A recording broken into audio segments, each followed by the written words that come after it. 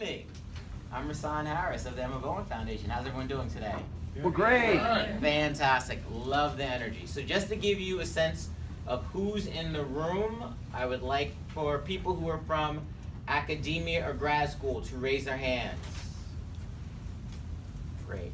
Folks who are generally media professionals, so you produce media or are on a show or videotape or anything, something. And folks are just general professionals that came here to get more information about what's going on, because it was cool to be here at NBCUniversal. All right. And actually, I'm going to do one more. Those who work for nonprofit organizations that focus on STEM. All right, great. So we have a nice, interesting cross-section of people who are here for this AMP event, and AMP stands for Alumni and Media Professionals. The Alumni and Media Professionals of the Emma Bowen Foundation, which was created to influence the narrative of people of color so that all voices are heard within media, was created to make sure that we got people of color working in the content, the business, and the innovation of media.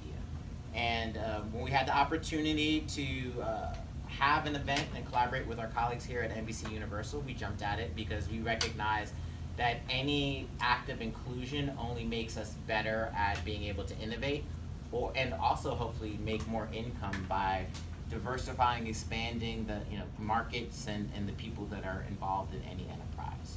So just really quickly, the AMP network is designed to get people of color involved within media and technology companies working in, again, the business, the content, and innovation of media.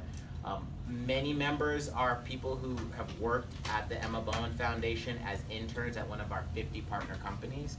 But the AMP network is really about expanding the folks that have access to our partner companies because they really value and are putting a premium on diversity.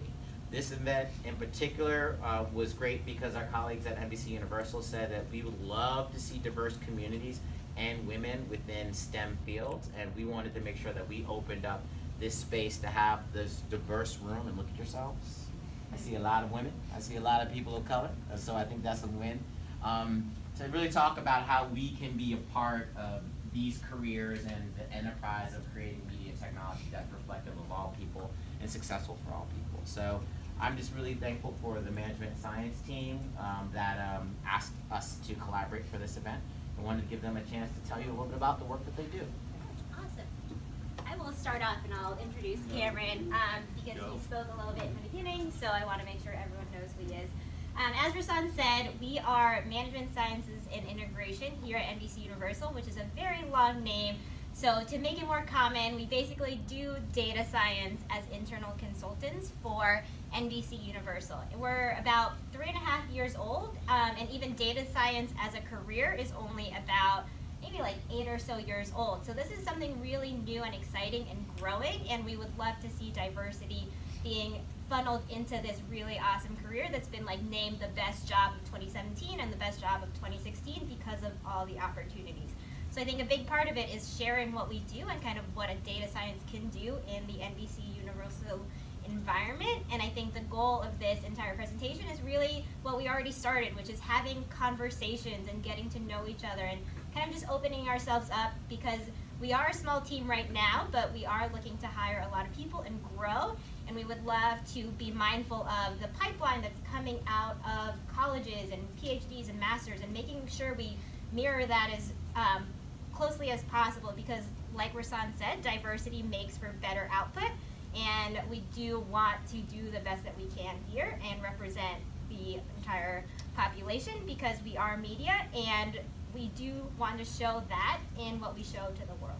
So that is a little about us. I want to just introduce Cameron Davies real quick to say hello again, and then I'll just jump into the presentation.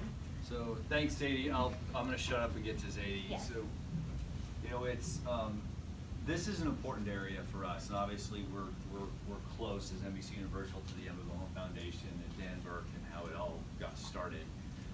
And having worked in some form of these areas for 20+ years in my career, and after 18 years at Disney, a company that was usually committed to diversity, and then back here at NBCU, which is usually committed. It is always hard to find the kind of candidates we want to find, because it's hard not only to find good candidates in STEM fields, but to find diverse candidates, especially diverse candidates that don't have to be sponsored in diverse fields, is really, really hard for us to go do. And so whenever we have an area or an opportunity to talk to folks like you that have an opportunity, they're at a point in their career where they're making decisions, or they're connected with people that are making decisions, and we can encourage you along this path as a career, we want to do that. Now, I could tell you that, you know, Forbes called it that data science is sexy. I wouldn't stoop that low. But there's a lot of really great things. One of the best things that I think about what we do as a group is we get the opportunity to put in people's hands information and tools that impact how they make decisions every day. This team, and Zadie's going to show it to you, will impact what television shows actually stay on the network versus which ones come off. This team will impact which sports you see in the next Winter Olympics. This team is going to impact whether or not a certain episode on Jimmy Fallon worked or didn't work, and whether it should come back or not. This team's going to impact the promotion or the advertising that's going to go to parks in Hollywood studios in California. These are the kind of projects this team gets to work on.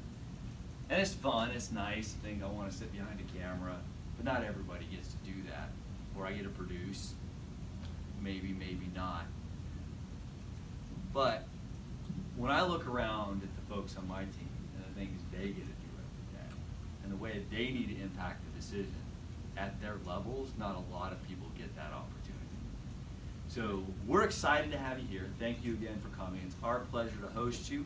We appreciate all the time Zadie's put together putting this on. So thank you. I'll turn it back over. Yes, awesome. Thanks. So I'm just going to go really quickly over this because it might be a little repetitive, but I do want to jump into this presentation because I think, to Cameron's point, I want to talk about a project that we actually did so that you can kind of make it more tangible, like the kind of work that we're doing here. So really quickly, this is everything that we reiterated about how diverse we are in terms of backgrounds in schools, in degrees, and what we're experts at, which I think is really, really awesome that we can all come together onto one team. And we're really hoping to expand even more. Some of us are really good at TV watching, some of us aren't. And like that's really interesting for a team in media where some people can be less biased about what we're actually showing because they're like, I don't really watch any of this. I am on the expert TV watching side.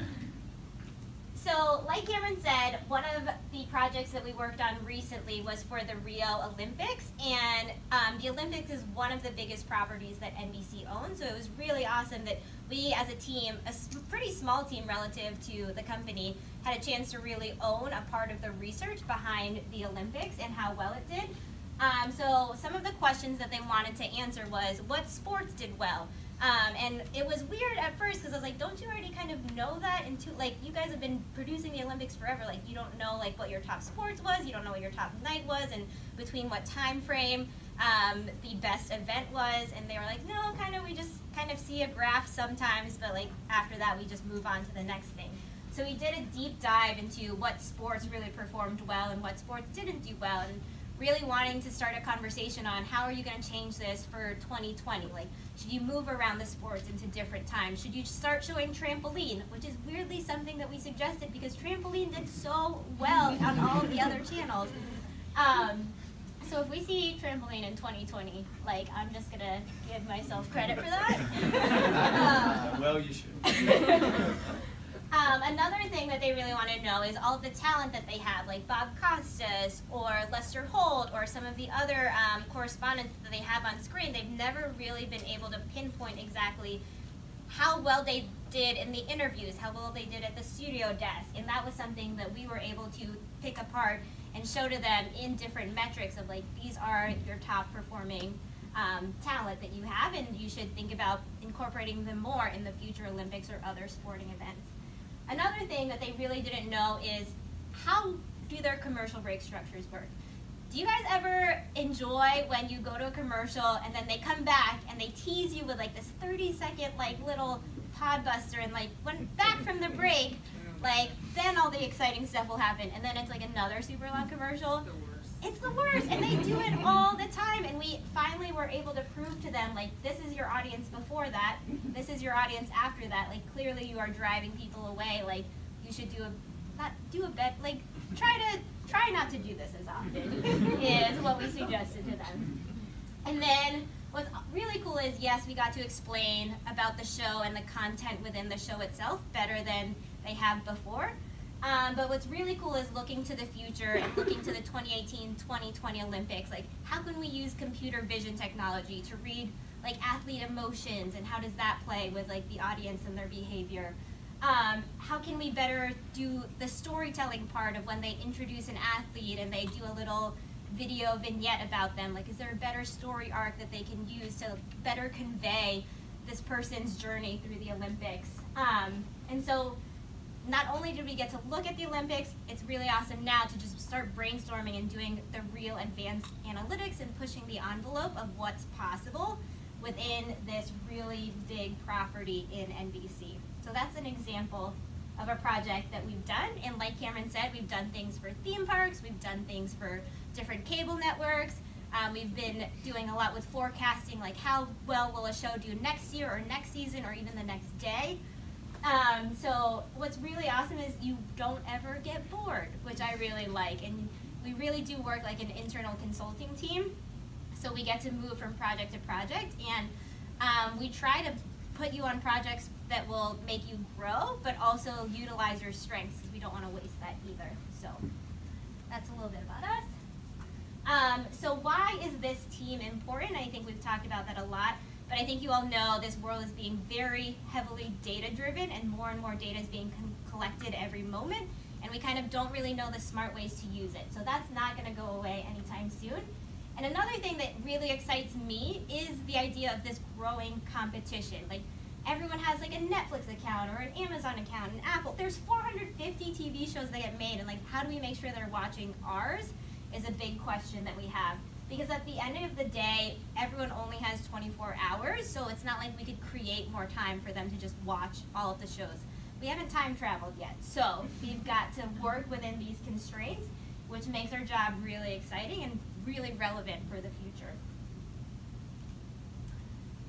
So I touched on this in the beginning. Why are we here? To be very honest with you, we are growing really quickly, and we really want to keep adding on to the diversity of our team, whether it be a different background, whether it be a different major or PhD. Like, we love when people think differently from us, and I think to do that, we had to think outside the box in terms of recruiting and start having events like this and start partnering with organizations like the Emma Bowen Foundation to make sure it's possible.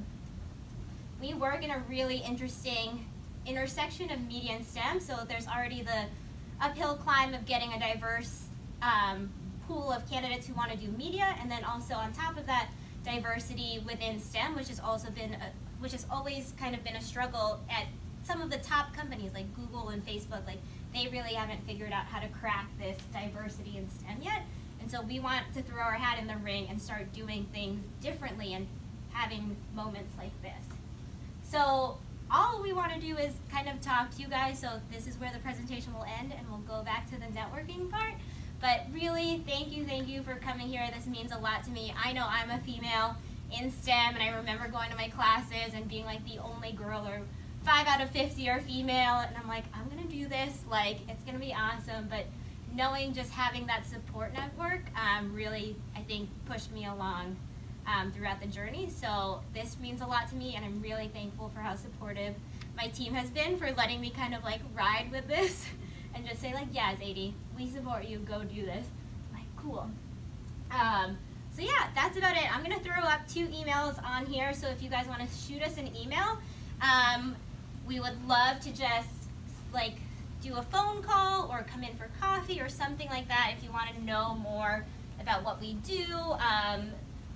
If you want to know more about like what skills are you looking for or anything like that, because data science does have some things that are kind of really important, like programming skills and some math and stats, and we can like have conversations about that and really see how you can fit into this if you're interested, or if you know someone who's interested, give them our email because we would love to talk to them. Clearly, I love talking to people, so it is not a problem. Awesome. Well, thank you, Ziggy. Thank so, you.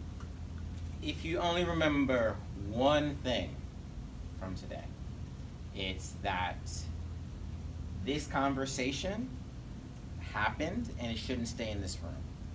So the only way we're going to have impact is if you reach out to Zadie and Jason. The only way we're going to have impact is if you go to social media and let folks know that you were in a conversation about data science. The only way it's going to matter is if you let people know that the people at NBCUniversal, one of the most powerful companies in the world, understands that innovation comes through inclusion.